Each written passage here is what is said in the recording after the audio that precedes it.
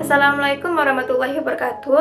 Perkenalkan, nama saya Dinda Wulandari. Saya di sini akan menjelaskan pengertian istisab dan macam-macam istisab, yaitu sebagai berikut. Secara etimologi, istisab itu berasal dari kata subah, berarti membandingkan, lalu mendekatkan. Dengan demikian, secara bahasa, istisab ialah mendekatkan suatu peristiwa dengan hukum tertentu dengan peristiwa lainnya, sehingga keduanya dinilai sama status hukumnya. Sedangkan secara istilah atau terminologi, istisab juga dapat berarti melanjutkan berlakunya hukum yang telah tetap di masa lalu, diteruskan sampai yang akan datang selama tidak terdapat yang mengubahnya. Sehingga dapat disimpulkan bahwa istisab adalah menetapkan berlakunya suatu hukum yang telah ada sebelum ada dalil atau bukti yang mengubah hukum tersebut. Macam-macam istisab.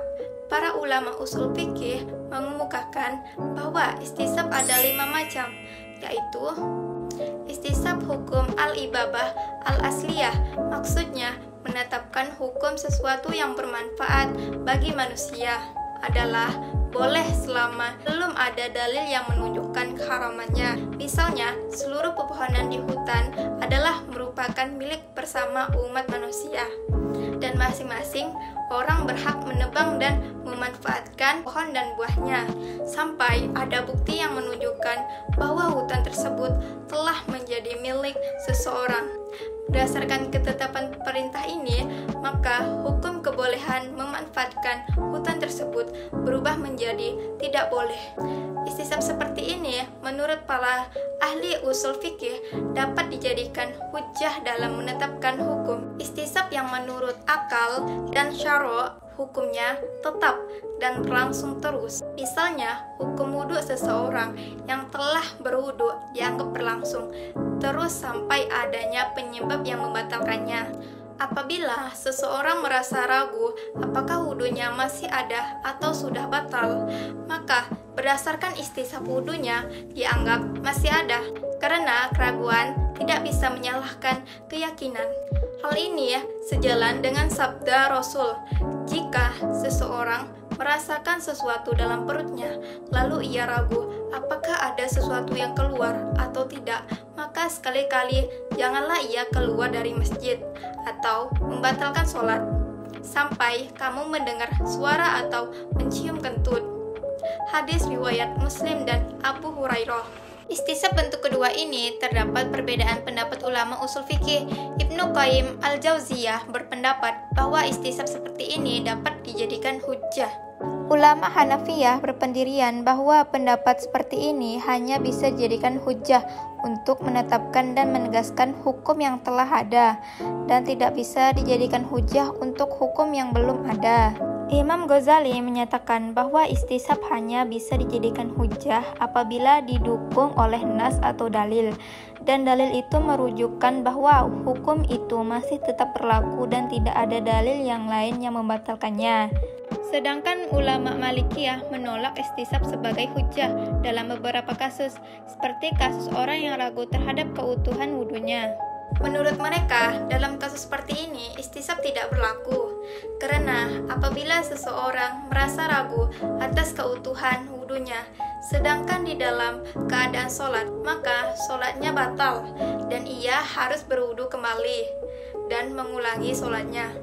Istisab terdapat dalil yang bersifat umum sebelum datangnya dalil yang mengkhususkannya, dan istisab dengan nas selama tidak ada dalil nas atau yang membatalkannya. Contoh istisab dengan nas selama tidak ada yang menaskannya.